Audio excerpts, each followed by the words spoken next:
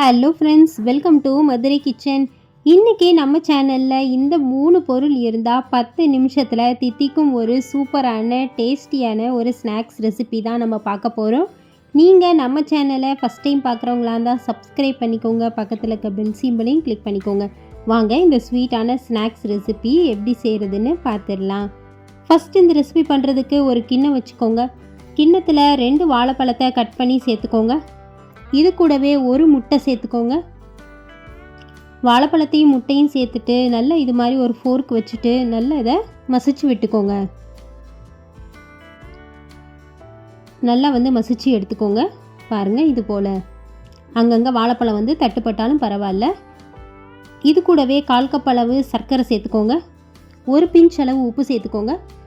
ஒரு 2 ஏலக்காயில் உள்ளே இருக்க விதைகளை மட்டும் எடுத்துட்டு தட்டிட்டு சேர்த்துக்கோங்க.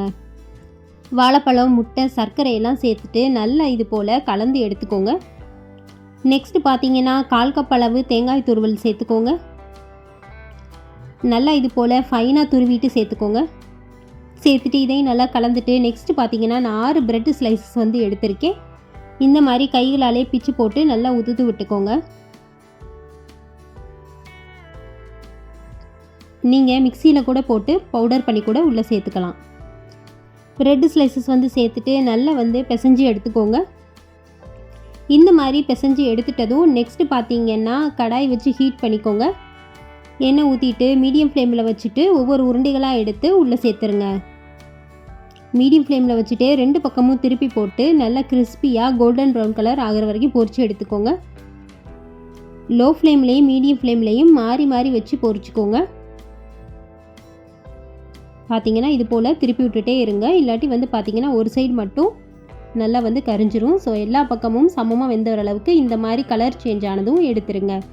அவ்வளோதான், நம்மளுடைய சூப்பரான டேஸ்டியான ஒரு ஈவினிங் டைம் ஒரு ஸ்நாக்ஸ் ரெசிபி ரெடி ஆயிடுச்சு. ரொம்ப ஸ்வீட்டான ஒரு டேஸ்டியான ஒரு ஸ்நாக்ஸ் ரெசிபி. கண்டிப்பாக நீங்களும் இந்த ரெசிப்பியை ட்ரை பண்ணி பாருங்கள். இந்த ரெசிபி உங்களுக்கு பிடிச்சிருந்தா லைக் பண்ணுங்கள், ஷேர் பண்ணுங்கள், உங்களுடைய கருத்துக்களை எனக்கு கமெண்ட்டில் சொல்லுங்கள்.